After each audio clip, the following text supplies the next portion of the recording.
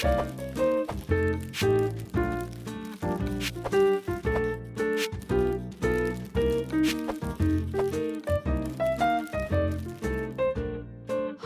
it's Nikki, and welcome back to Live a Little, your cozy corner of the internet where we discuss all of the in-betweens of life, the messy, honest, and unfiltered, where you may not always have that person to talk to about them, but here we do it all judgment-free.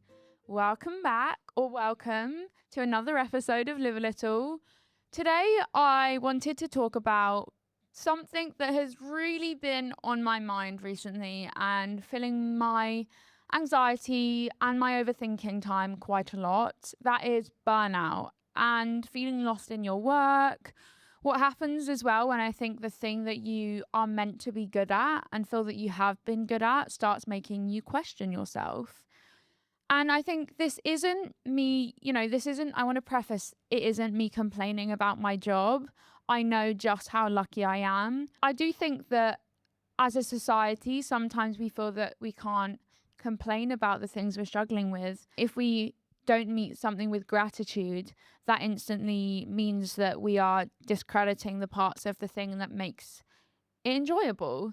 And so I want to say that gratitude doesn't cancel out a struggle, and I'm completely aware that I'm incredibly lucky too.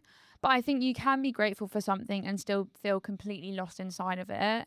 So this episode is for anyone who feels lost in their career, scared that they're not good at anything they're supposed to be good at, or like everyone else has got a manual for work and adulthood that you somehow missed. I think one of the weirdest feelings is being lost in something that you used to feel familiar. It would almost make sense if I felt lost because I was doing something completely new or trying something and sort of figuring it out as I go. But recently I've felt incredibly lost in the very thing that I've done for nearly half my life, which is this, my job. And I think it's difficult because this isn't some random job for me. This has been my whole world, my identity, my purpose, my routine, my way of making sense of things for so long. I have never written a CV in my life. I have never had a normal first job, as what you could call as normal. And for so long, who I am and, what I have done as a job have been wrapped into one. And I think a lot of us can say that our work is completely intertwined in our identities, especially if it's, I don't know, you grew up being a dancer and that was your hobby and that's something you loved. And then that transcended into you being a choreographer or being a backup dancer or being a ballerina full time. Of course, it is going to be completely interlinked with your personality and what makes you who you are, because it's kind of all you know and it's a massive part of your identity. And for me, I started making videos on YouTube when I was 8 years old, which is absolutely crazy to say. And I was not a child star. I was not, making money or making a living off of this thing till I was out of school, really. Like till I was 17, 18 is when I truly hit the ground running with this job.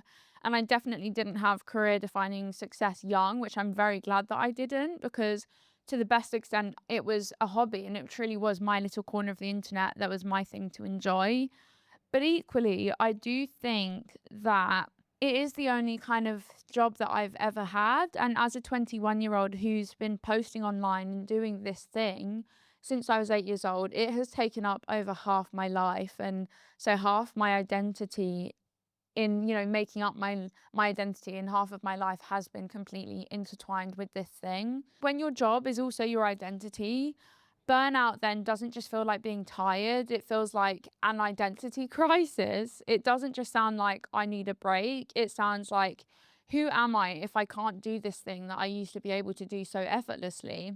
And the fear underneath it is often the same. My worry now is, what if I'm not good at this anymore? I think if you were doing a job for over a decade or doing something in your routine for over a decade, that was, it's changed massively with how the world has changed and society has changed, and the internet has definitely changed in the last decade. But equally, I think if you were doing something for long enough, you would begin to question if you were still good at that thing or you still enjoyed that said thing the way that you did when you first started it. And part of why this has been so hard is because my job in particular thrives on demand. So when you feel less in demand, whether that's, I don't know, brands picking you for stuff or work coming in, or it's really supply and demand, it's just so quick paced. It instantly feels like you're failing when that begins to slow down. Even if logically I know that isn't true. I feel like there was this defining point, especially after the Oscars in March, where I'd almost been building up to what felt like a wedding day for me, where it was like, I've planned my dress, I've planned my hair and makeup. I know there's this impending thing coming and I can't really see past it because it's this massive kind of career moment for me and this massive life moment for me. So I'd been building up to this huge moment for months and then it happened and it was incredible. But afterwards, I had this really strange feeling of, okay, what now? What is my baseline? Who am I making content for now? Or who am I doing things for now? What do people actually want from me? What do they want to see?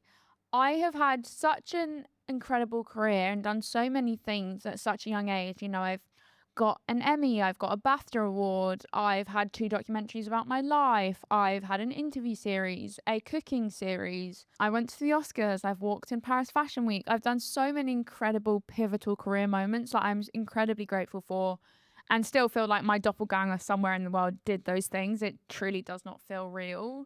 But I think because I've had so many incredible moments in such an early part of my life, it's really hard to know what different people want for me. And of course, there's an element where I know that people just follow me for me, and whatever I do, they are just following me and my journey.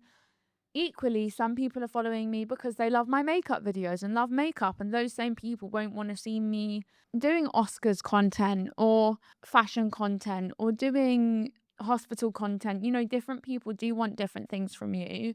And when you are a multifaceted person that has different things that they do and different interests, and people follow you for maybe one moment that they've seen, like the Oscars, a lot of people followed me after the Oscars. I'm then like, oh no, maybe I need to post loads of film content and I need to post, more TV content. These people are following me because they love the Oscars. But if they love the Oscars, then my content doesn't necessarily fit that. And so I was basically having this spiraling crisis where I just didn't know who my identity or who my content served anymore, let alone myself. And I started having thoughts I really haven't had before, like, I don't know if I'm good at this anymore. And the longer it has gone on, the harder I found it to trust that things will work themselves out and this feeling will go. You can love something, be grateful for it, know it has given you so much, and still feel completely lost inside of it. And that is really where I'm at in this current moment in time in the last few months. But also, I think we look at burnout as being this dramatic thing. And sometimes it isn't always dramatic. Sometimes we see it as a crash, but often it is quieter. And it's almost like you are sort of high functioning in burnout while you're aware that maybe you could be happier, or you're aware that you don't know what exactly you're doing. But because you're like, I can't get off this treadmill, you are still doing said thing while still feeling kind of lost. You stare at your laptop and you can feel nothing, or you're taking twice as long to do something that used to feel easy, or you're feeling irritated or stressed out by opportunities you should be grateful or excited for. Having no ideas or too many ideas and no energy for any of them. The amount of nights in the last few months I've spent just sat at my desk, just staring into thin air and just not knowing what to do, not knowing what to say when I press record.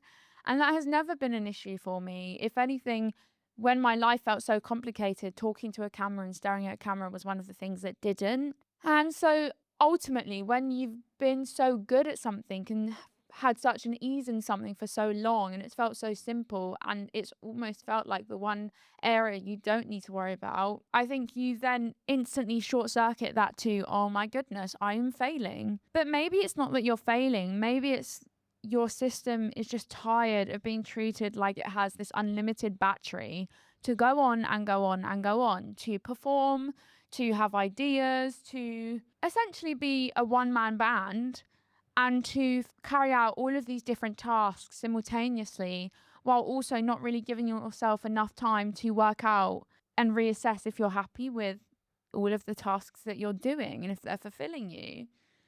And so maybe the exhaustion isn't just physical, maybe it's exhaustion of trying to stay relevant, which for me it has been, trying to stay creative, trying to stay switched on, and trying to stay okay. Because the difficulty with society and the world of social media and media now more than ever is that you feel like you can't take a break. You feel like you have to constantly optimize, you have to constantly be doing better and be doing, things that are exceeding what you last did.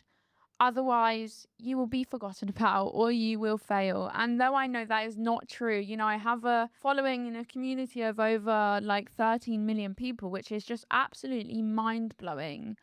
But you do feel like if you stop or if you take a break, or at least I feel this way, if I stop or if I were to take a break tomorrow, I become further and further from this job and from this thing and from my community. And I think that's just really scaring me at the moment. And I've never felt this way before. And I'm having days where I am dreading doing the thing that I love, where I'm just struggling to switch on a camera and know what to say. And that has never been me. And a lot of it is perfectionism and I think overthinking it. I realized recently that I really struggle when I'm not excelling in everything that I do. If I go back to my roots, it's probably because I've been through so much in my life, so much that if you can't make sense of some of the things that have happened to you in your life, you almost try and short circuit their reasoning. So for me, if I am excelling in my job, if I'm exceeding, then it kind of means that some of the stuff I've been through was worth it. And though they don't really align, it's almost like you're trying to find a meaning in things that don't have meaning and a known in things that are unknown. And so for me, it's almost like, well, if I'm not amazing at this, then that doesn't make sense. That means then it wasn't all worth it because I'm surely it has to be for something. Surely there has to be a purpose within it all. So if what has felt like my thing for so long, which is my job and impacting others and the thing where I feel like I can do this effortlessly and it was maybe what I was supposed to do, in my life, if I feel like I'm not even doing that well, then what is it all for? And it becomes very existential and it's like, well then the hardships weren't worth it and the hardships then don't make sense. I've been feeling that a lot and it can become really unhealthy, if you have felt a lot of pressure to excel in your job or at school or in so many different ways, it can become completely compounding and completely like an insurmountable pressure. And then it makes every new thing feel like it's a threat. It makes being a beginner feel embarrassing. It makes making normal mistakes feel like evidence that you're not as good as people thought you were, or you're not living up to the potential that you once had or thought that you had. And so when being good becomes part of your identity, you don't just want to do well, you start needing to do well to feel okay because they're completely interlinked. So work becomes loaded. It's not just, did I make something? It becomes, did I prove I still have value? Often, the proving that I still have value is me proving it to myself versus me trying to prove it to this industry. But I think when things are slower or when things are less in demand or when things chop and change, you also do feel like your value is completely intertwined with the very thing that you spend your day to day doing, which for me is my work and my job, which I've kind of fallen into over the years. Not everything meaningful gives you instant gratification. Not every good thing is immediately rewarding, but we live in a world that makes you feel like if you're not growing, winning, producing, or being chosen, you are a failure or you are falling behind. Work comparison really can be one of the most painful kinds of comparison because it hits you in your sense of purpose, in your sense of self-worth in a way that I don't think other things really do. If someone makes a comment about my appearance, maybe because I've heard it so many times, if it's a negative comment, it is so much more water off a duck's back to me. But if you say that I have not done a good job in something to do with my work, it really hits me somewhere and I take that so personally. If you see someone else getting chosen, it can make you feel like you've been rejected, even if you weren't in the room in the first place. And I also get caught comparing my output and my workload all the time internally. And then I have to remind myself that my circumstances are not the same as hers or his or theirs.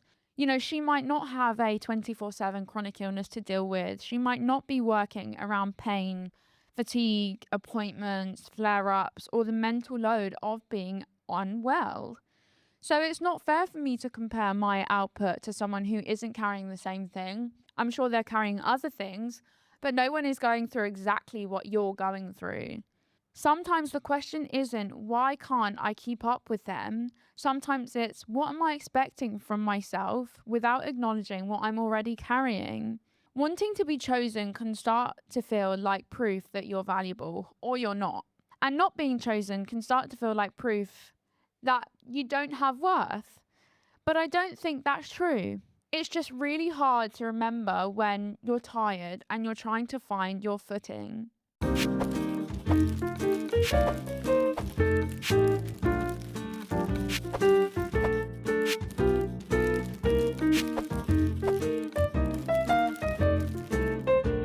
Not knowing what you're good at. This is something I think a lot of people quietly panic about.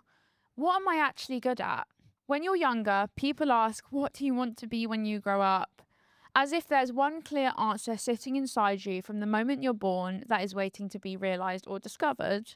But for a lot of people, it isn't that simple. It is the age old question we are all trying to figure out our whole lives. You can be capable and still be burnt out. You can be talented and still be bored in that very thing that you're good at. You can be experienced and still feel lost. You can be grateful and still want something to change. Those things can exist at the same time. And sometimes you're so burnt out that you can't see your own strengths clearly. But that doesn't mean that they aren't there. And that is exactly the crux or the point that I feel like I'm at the moment, is this pivotal point where I know that I have qualities and I know that I have things that I am good at and I have skills and I have things of value and things to add.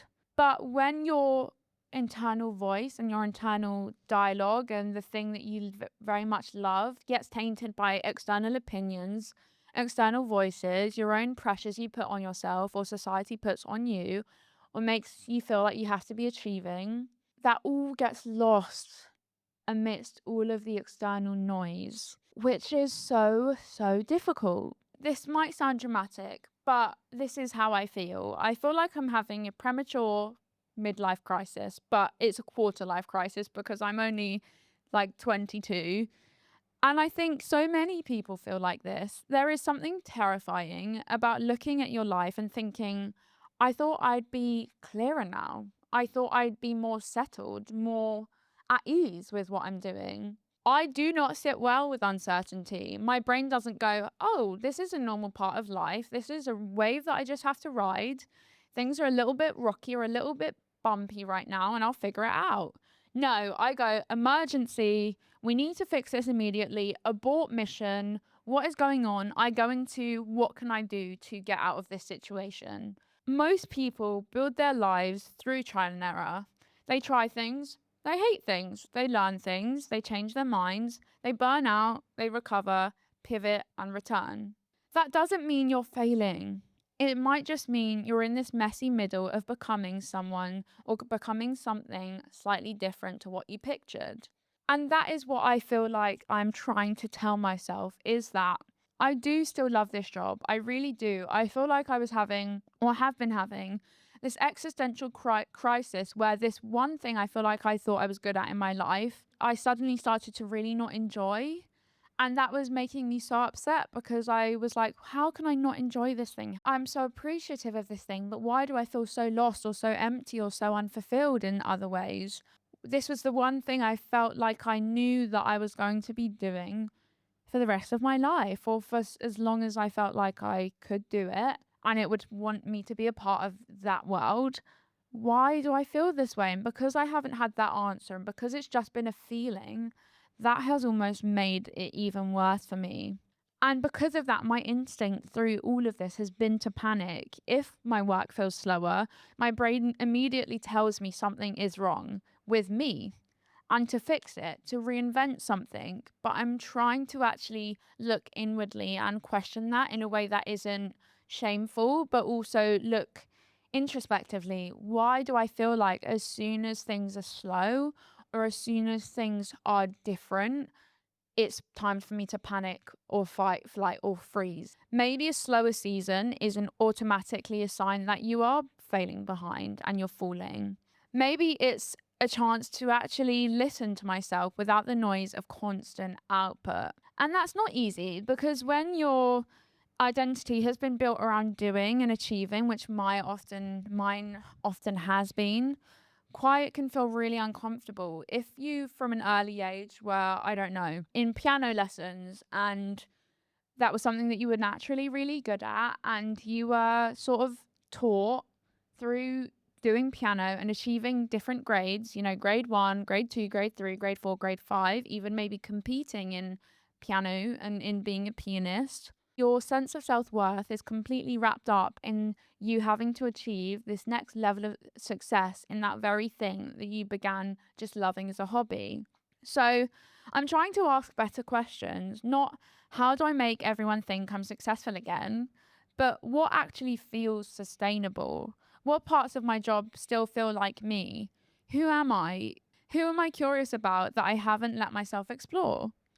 Who am I when I'm not constantly proving I deserve to be here? I have spent a lot of my life feeling like I need to prove my existence in a lot of rooms, in social media, in the world, having to prove that I should exist and prove my sense of self worth, I think, to myself more than anyone. So, because I've not liked myself for a very long time, I'm working on it. She's doing better now, but because I went through a really big sense of self rejection at a very early age when I became sick and my appearance changed, a lot of me achieving things is me having to prove to myself that I'm worthy through it. And it's only often come from external achievement to show myself proof, basically, that I am worthy and that I should exist and that I should be here.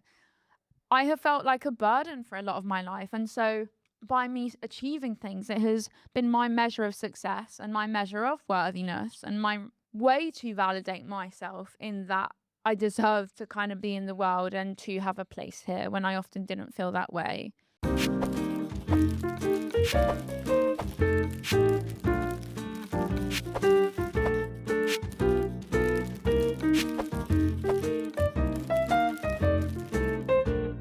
And so maybe when you've spent years moving quickly on this treadmill, slower time feels like failure at first, but maybe it actually helps when you start to notice things that you couldn't hear before.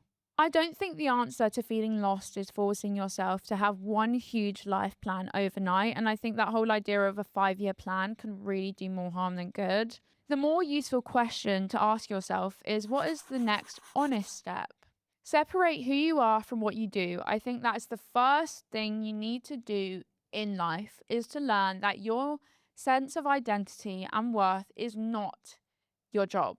And that is the hard lesson that I'm learning at the moment and trying to come to terms with. So what I've been trying to ask myself, and maybe what you should ask yourself, is who am I when I'm not producing, proving, or being useful? And for a lot of us, we actually can't answer that question. I really don't know who I am when I'm not doing one of those things. I also think that because I've become so used to giving a version of myself over to other people, social media is sharing, that I don't really know who I am when I'm not providing something to others, because that gives me a sense of purpose. And if that's uncomfortable to answer for you, that's probably a sign that you need more life outside of that said output that is your job, which I definitely know that I do. I have so many interests, but I have no hobbies. And that is exactly the problem, because my hobby was the very thing that has become my job. And ever since then, I've yet to find another hobby that is just for me, that I just do because, not for any type of output, not for any type of achievement, not for any type of proving or providing, just for myself. So maybe a good idea is to make a skills evidence list, not a CV where you have to put every single thing that you're good at or the skills you have and the reasons why someone should hire you. We spend so much of our lives trying to prove our worth to others in job interviews, when we're going on dates, In so many different ways, we are trying to prove that we are a worthy partner, we are a worthy friend, we are a good enough person, we are worthy enough to be hired, we have the qualities needed to fulfill this job, that we really don't appreciate what is already there. So do not make a CV, because I think CVs can be really belittling because they would just reduce you to these qualities, or to almost feeling like you have to sell yourself as this person or as this thing. Just jot down a messy note of things that you've done, that you've handled, that you've survived, created, or solved. When you feel lost, your brain often forgets evidence of the things that you have overcome or you have achieved that are not to do with an output. So write them down. I would write down things like, there was times where I've had anxiety so bad that I never thought I'd get through them, but I found a way to. So much of life is problem solving in ways that you may not even realize it, and it's pivoting. And every situation that you have got through, either internally or externally, that you've dealt with, have been proof that you are worthy. So, writing those things down and actually looking at them and having to confront them and see them is really, really important when self doubt strikes and when you're feeling lost. So, I actually haven't done this yet, but this is something that I'm going to spend my day doing tonight. We forget all of the things that make us worthy as humans because our worth becomes our job. So many of us eat, sleep, and breathe our job and repeat. So, do something that exactly that has nothing to do with your job. Something that isn't, for me, content, isn't career building, doesn't need to become productive, because that reminds you that your job is part of your life. It is not your whole thing. So stop using panic as proof. Feeling scared doesn't automatically mean you're on the wrong path. Feeling scared actually is okay because it shows you that you care about this thing and you don't like how it's making you feel because you do love this thing and you did love this thing. It might just mean you're tired or you're burnt out or in need of rest before making a big decision or before going back to that thing.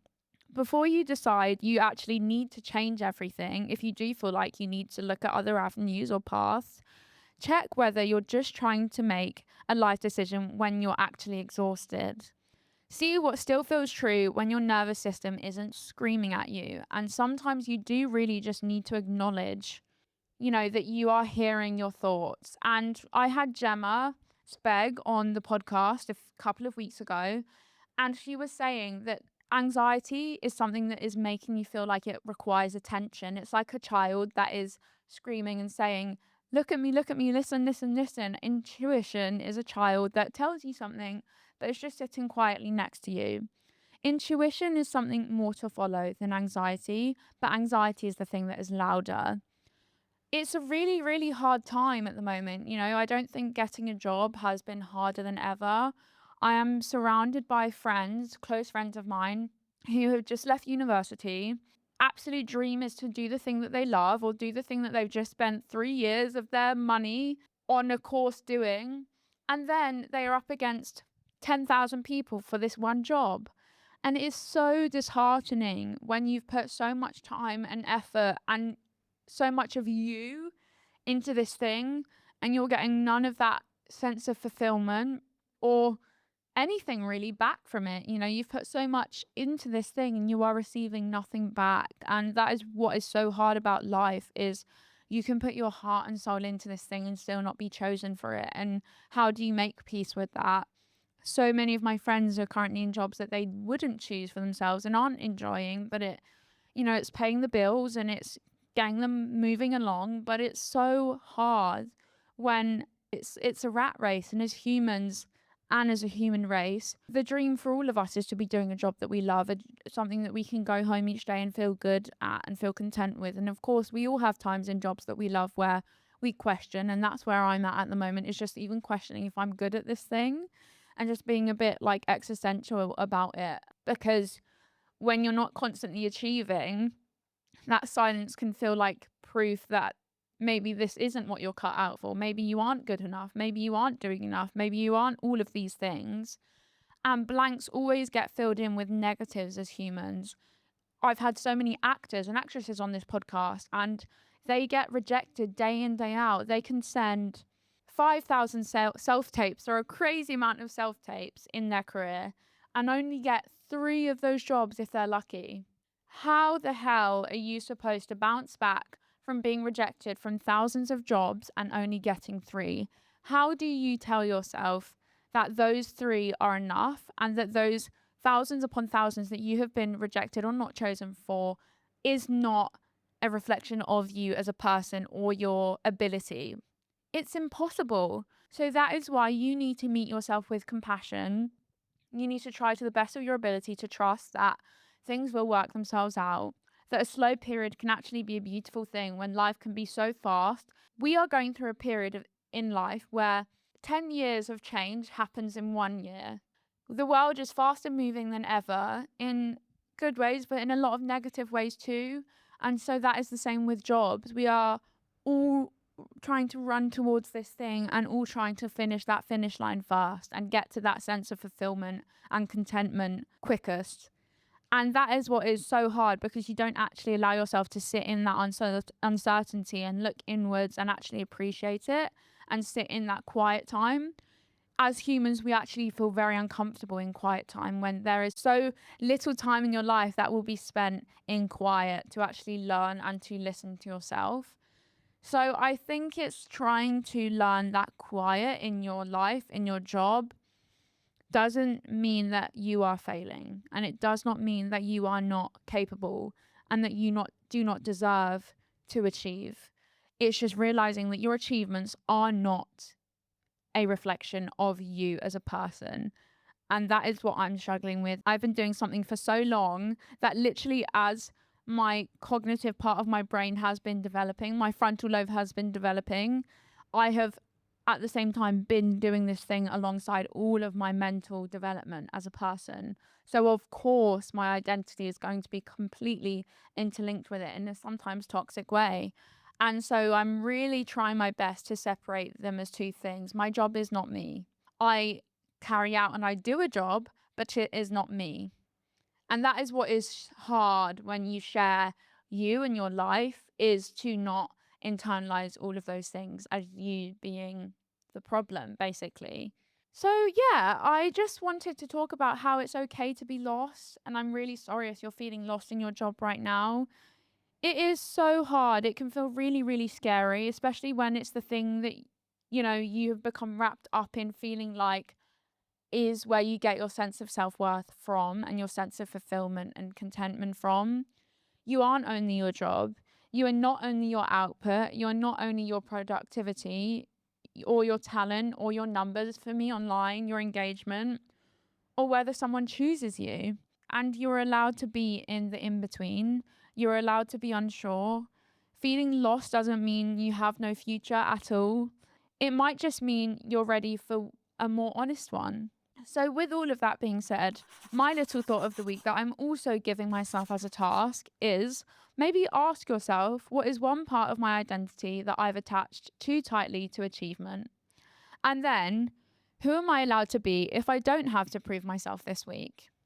Not forever, just this week. And maybe use that as your diary entry this week, or just if you've got a spare 5 minutes on your lunch break to jot down and think about. So, yeah, just know that I'm thinking of you. It is really, really, really hard when social media makes you feel like success and achievement in your job is the only way to feel like you are doing well at this thing that we call life. Life is so complicated. And where before you did not have to see everyone's achievements if you did not hear about them in person or through people, you are constantly exposed to achievements, to people getting the job that you want, to people achieving things, getting the promotion, getting the money, getting the career that you've always dreamed of. But I promise you that is the 1%. The amount of people I've met that are not achieving the things that they hoped for themselves, that are not doing the job that they wanted or getting the yes, that are getting the no's. It is so, so, so much more, but no one ever talks about the rejections. They only talk about the successes more than ever in life, especially on social media. We only show the good parts of life because the other parts feel embarrassing to share. Because if we share that we got rejected from this thing, we're suddenly proving to society and other people that we're not good enough at this thing, that we're not capable. but that is not true at all. And so I think the lesson in life that we will constantly be striving for is trying to prove to yourself that you are worthy to begin with outside of all the externals. So that is where I'm at the moment, and maybe we can figure this out together. I don't think you'll ever have the answer, but if you can just allow yourself to enjoy the quiet and use it as a time to think and reflect, that can be the best part in all of this, is to just use it as a moment to learn and to listen to yourself. So, as always, remember to be kind to yourself if you're going through a hard time with your job at the moment or your sense of worth or identity linked to that. Be kind to yourself and live a little.